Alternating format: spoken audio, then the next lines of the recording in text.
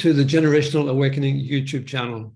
Our aim is to encourage, equip, and empower Christian leaders and parents to effectively nurture the next generation, become resilient, lifelong disciples of Jesus. Today, we welcome our special guest, Jane Dixon. Jane is passionate about helping children to get to know Jesus. Trained high school teacher, she has been dedicated to serving children using her creative gifts. For the last 22 years, she has worked with Logos Door, a small child-focused creative ministry and resource production company in Australia, which is now focused on serving and equipping the church worldwide. Also giving intellectual property away, mostly by the way of the Max 7 website. She loves facilitating writing and creative production workshops and being part of developing the newer FlashLab model during the pandemic lockdowns to help people to explore and meet their potential. Together, they generously serve the body of Christ globally. People share, translate, and give their work away anonymously. Hi, Jane, welcome. And thank you for joining us today to share about some incredible new resources for this Christmas. Thanks so much, Harry. It's quite strange saying we do things anonymously and then having you introduce me, but it's the only way to really have a conversation, isn't it? Yes, well, a few exceptions like that. Well, Jane, can you begin by telling us what is a FlashLab and describe for us the purpose and the process? Yeah, so I think the name FlashLab may have evolved out of the idea of a flash mob, a quick gathering together of people who do something expressive and wonderful and creative together that engages and fills people with wonder. If you've seen flash mobs that you've enjoyed and shared on social media, then you know what we mean about that moment where people gather together and do something absolutely amazing and beautiful together. And the idea of a flash lab was probably because we realized we were doing something more experimental, where we were inviting people who didn't know one another to come and work together. And they didn't know us either. So a flash lab is a way of creating a writer's workshop that works quickly, that produces resources that are urgently needed for a purpose, and that we get them out as fast as we can. And with online publishing, with being able to make a file available almost immediately on a website in lots of different formats, that means that things do happen fast, but you do have to put plenty of work in. So that's kind of what a flash lab is in brief.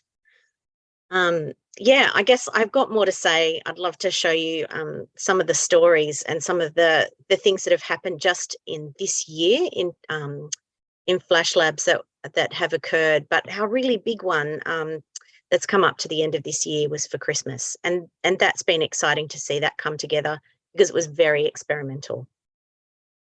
What do you hope to achieve, and how are you doing this using the FlashLab model? How's that working? Okay. So sorry, Harry. I'll just share my screen. So here we have some of the work that we've done together in Flash Labs this year. And the idea of the Flash Labs that we've created this year initially was to pull people from all around the world because there was a really big global event, and it's happening right now. There's a football World Cup that's occurring, but it gets celebrated right around the world. Lots of people get outside with the football and start kicking it together because they realise the excitement of a moment in time. And for my family, that was cricket. Whenever the cricket happened, we'd get outside and play. Whenever there was a break or tea or anything, we'd get outside and play a few overs. And we're just during this first Flash Lab this year that we ran that was a little bit global for the Football World Cup. We invited all sorts of groups together to enjoy each other's company and to come up with ideas that would be great to run during a sports event. And so you can see here maybe there's some organisations or some movement or some ideas that you're aware of, but maybe you don't know any of these groups. But there were people who were really involved in family and generational ministry, in community outreach, very particularly for children, for youth, for whole families, but also to engage communities, and understanding that the best way to reach children and youth is in the context of their families. And we came up with all sorts of resources. We thought we were going to write a couple of curricula that were really mainly sport focused, but what happened was people in their different regions said, we would like to write for those people who are in trauma, for people who are refugees. Others came up with esports ideas. So for the kids who are in online gaming, there were people who wrote festivals and came up with advocacy tools. It was quite amazing. And so we're really excited by all the different products that came up from a FlashLab. We had the curriculum, we had activity cubes that we created with digital printing, and a family and football prayer calendar. But there was this esports and trauma healing, and also a really beautiful curriculum called A Refugee Like Me, that's been designed for really short-term mission to help kids see who Jesus is, but also to understand some other refugee and displaced people's stories from the Bible. So there was a kids games curriculum working team, and they gathered together in person, but most of the contributions happened online, and we had Zoom meetings that followed that. There was the soccer cube. I think I've mentioned a lot of this already, and the football academy that can be used in all sorts of different contexts. There was a families working team, and they came up with family and sporting activities for families to do that engaged whole families with different capacities, including grandparents and aunts and uncles, and really small children. And the idea was that families could have fun together and open the Bible together. I've mentioned the disaster and trauma. That was a really powerful sharing, and there are a number of tools that are still being developed from that. This is the esports group. And as you can see, numerically, I'm not tracking from numbers 1 through to 8. And that's because there were so many different resources produced. And some of them are still in production. And there's an all abilities set of resources that have also been released. So the ones that are in red are all available and ready to go, and some were still being worked on. So that was essentially the first really big FlashLab we worked on this year. But close to the end of the year, we realised that what would be great to do is to build something for Christmas together. And so instead of inviting people from very specific organisations, Max 7 actually sent a request out to the community who use Max 7 and who've signed up for news. And we got over 100 people joining a FlashLab group, and we only met on WhatsApp, and we collaborated on a WhatsApp chat. And so just to give you an idea, when we created the kids games process, we had a really complex, this is our complex writing process from doing the kids games and the Family Fit FlashLab, which had the sporting focus. And we looked at writing and making and getting started and brainstorming and feeding back and editing, laying out images and field testing, refining and sharing. And by the time we got to the Christmas FlashLab, we knew we were working with a really different group of people who've never been to any kind of writer's workshop before. So we created a simple Christmas tree plan. And this is the really simple plan that we worked on using the WhatsApp social media chat group. It's not perfect for that.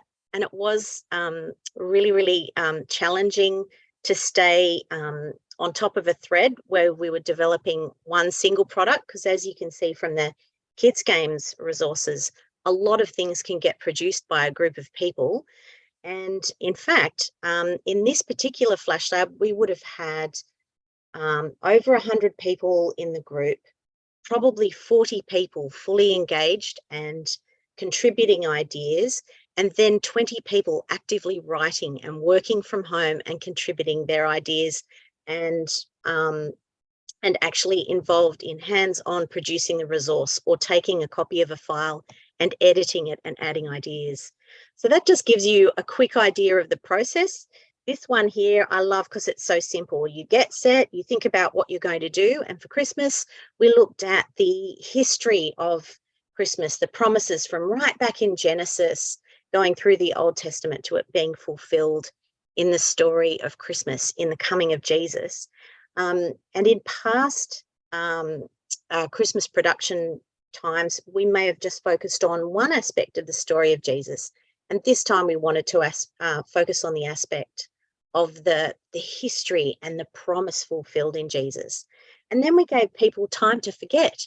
So it's interesting that some of the ideas that you have around working as a team is to sit with an idea, but then also to put it to one side and then to come back together and really brainstorm the ideas. And so we tried doing that by using WhatsApp, and then we jumped to a jam board for that number 3 segment, which was the brainstorming segment. And people wrote on that jam board all their different responses to the history and the story of Jesus being promised and Jesus coming. And then in the process of making, we would post drafts to WhatsApp. And when I say we, I mean the people who were producing in the group. And some of those people are regular Max 7 resource donors, and others have never tried anything like this before. And so some people were saying, thanks, I've got an opportunity to finish a project I'm already working on. But other people started an entirely new project, and I can't wait to show you some of the things that people made. And we worked all the way through to the end, where we did final checks and layouts together and then shared on Max 7. And so I'm going to be able to show you some of those resources from the Max 7 site. So this is the Max 7 website, where we have shared the Christmas resources that have been produced in the last FlashLab. And as you can see, I'm logged in. So you can see my account and you can see some of my favorite resources. And the very first thing is actually this little star library, and it's the Christmas resources. There's over 163 resources there, but 22 of them, no, I think it's 26 of them have actually been made this year by a single group. But you can see that there's Media Lab information as well as a FlashLab, Go Play FlashLab, which was the one I was telling you about with kids games. So if you're interested in sports resources, then go and have a look at the Go Play FlashLab. That has all the resources that were produced that I was telling you about earlier.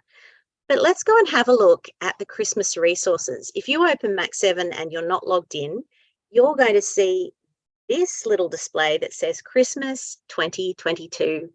And Christmas 2022 has the resources in it. This little folder display will show you everything that's been shared by the FlashLab group that met in October this year. So we started the group and did our early thinking in September.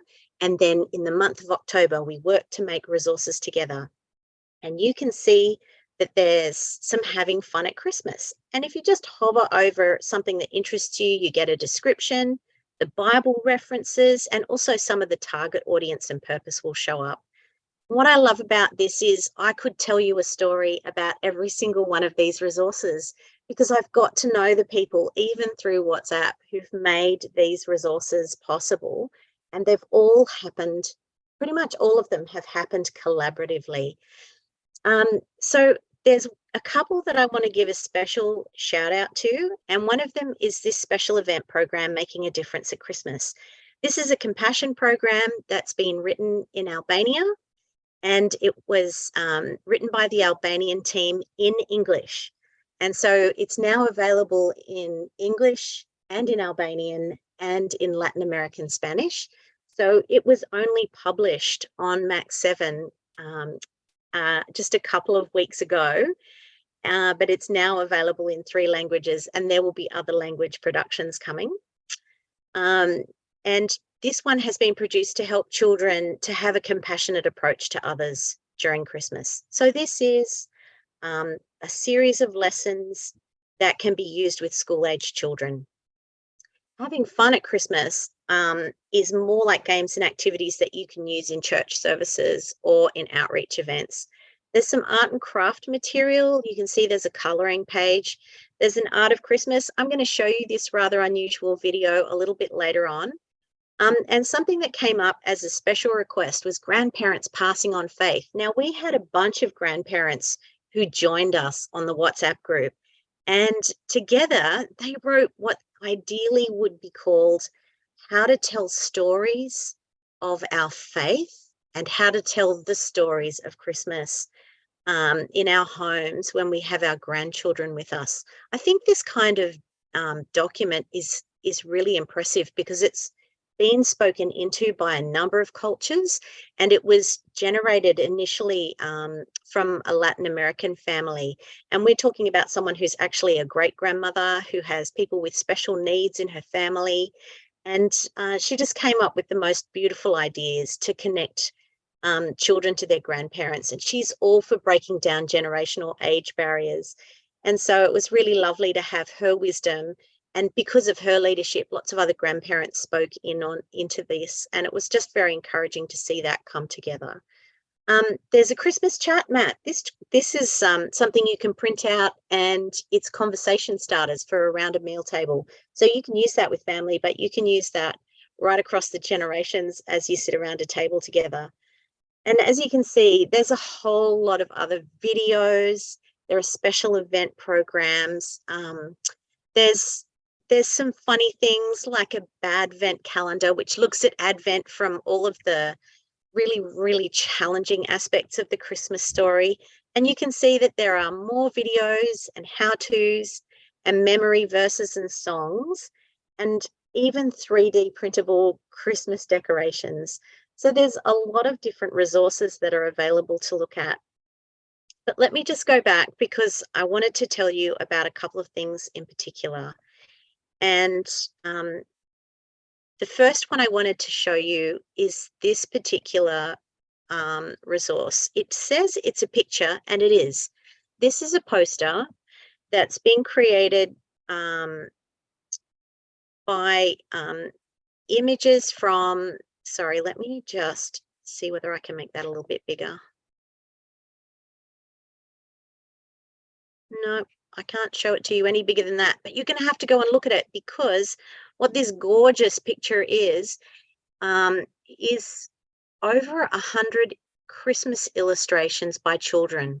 So in the WhatsApp group, an artist invited people to send in children's drawings of what does Christmas mean to me.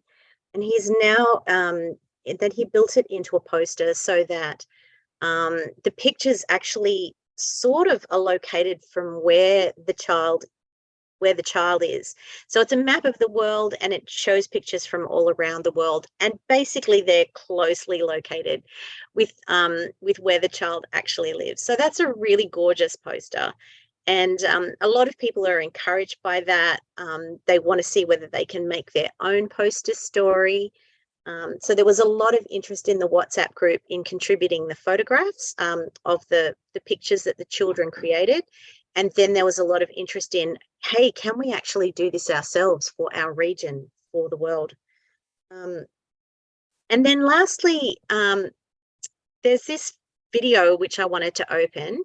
And what I'm going to do is just push it to full screen view, because I just want you to see some of the experimental work.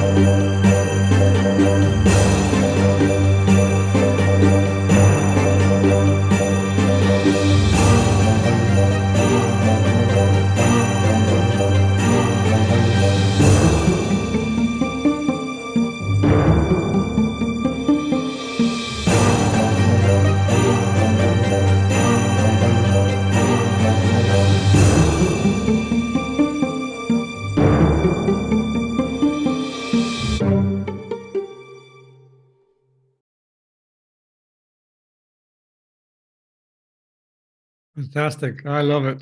So that final video was just some experimental imagining about Christmas using some artificial intelligence image creation. So what we wanted to do with people was to play, to invite people to share what they could. So everybody was able to get involved in the poster making. It was that simple. If you could photograph a drawing, you could join in.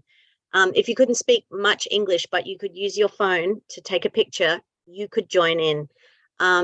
If you could say enough to give feedback about what someone was producing, and people gave feedback about video production, so they would look at the drafts and say, I like this, you've missed something.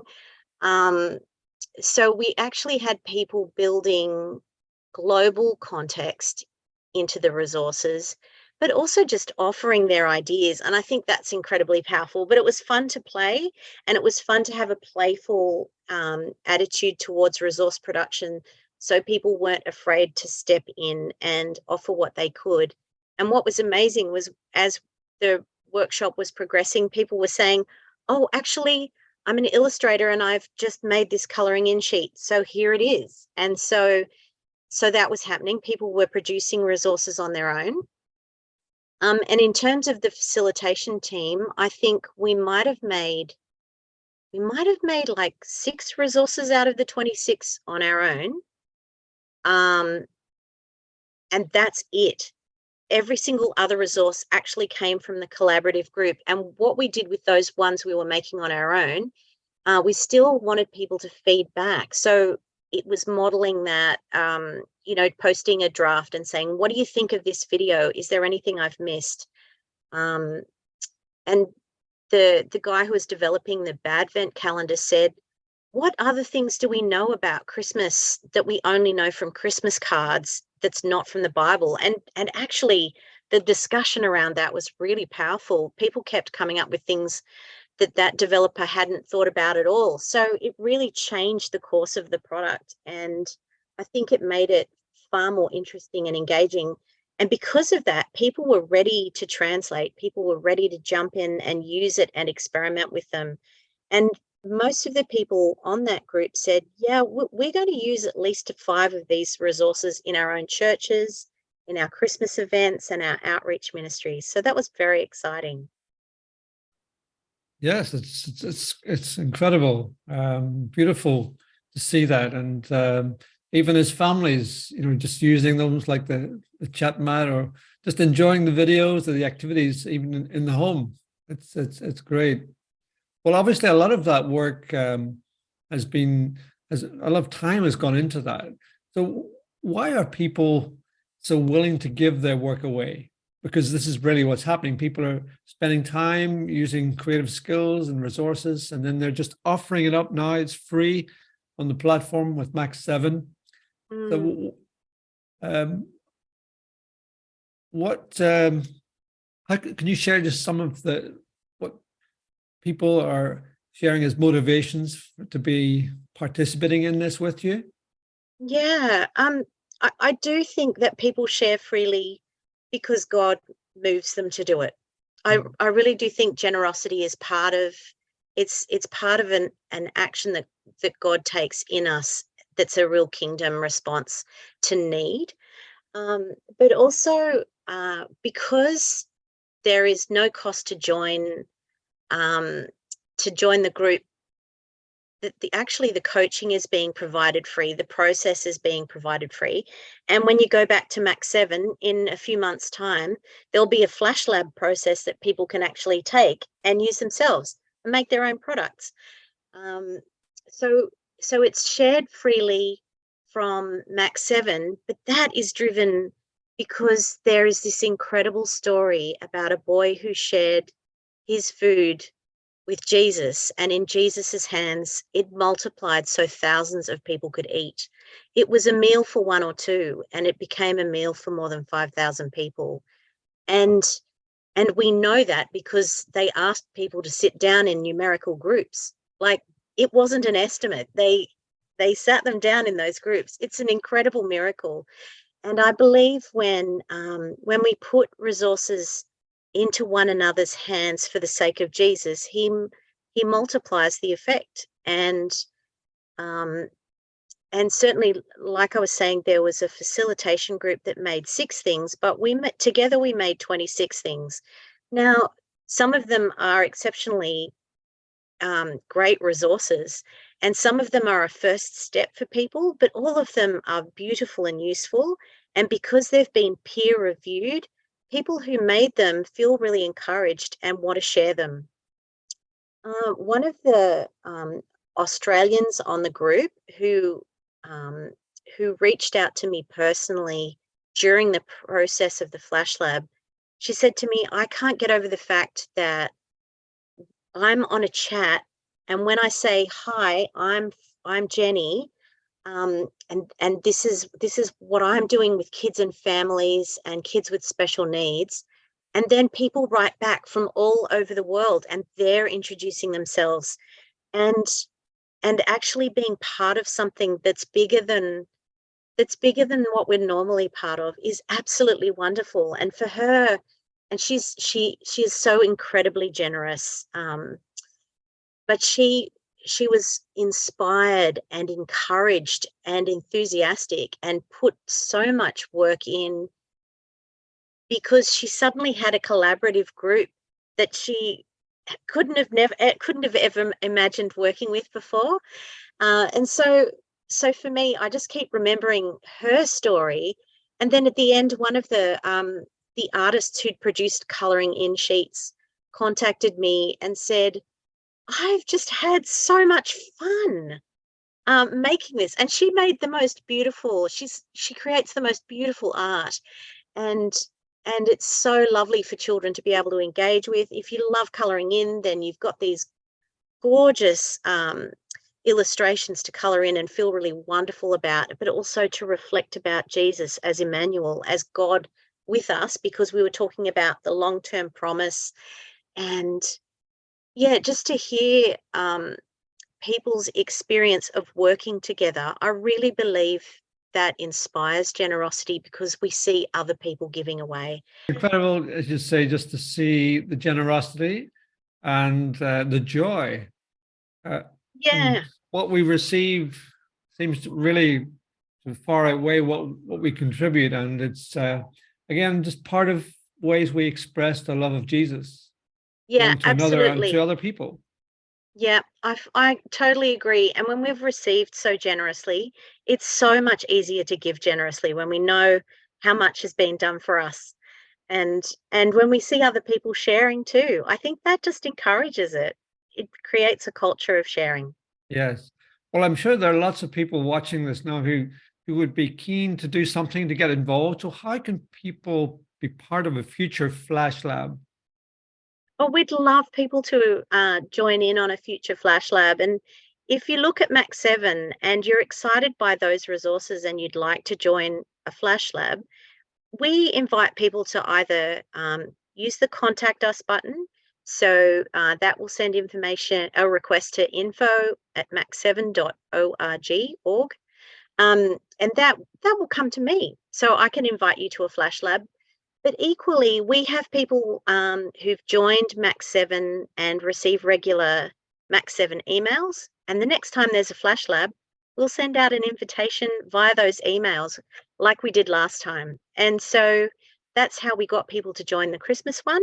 We invited them through the Max 7 email, and we'd love to invite people again. So those 2 ways, to either use the direct contact form on Max 7 or to sign up for Max 7 News. Right. Well, those are very easy ways to respond to.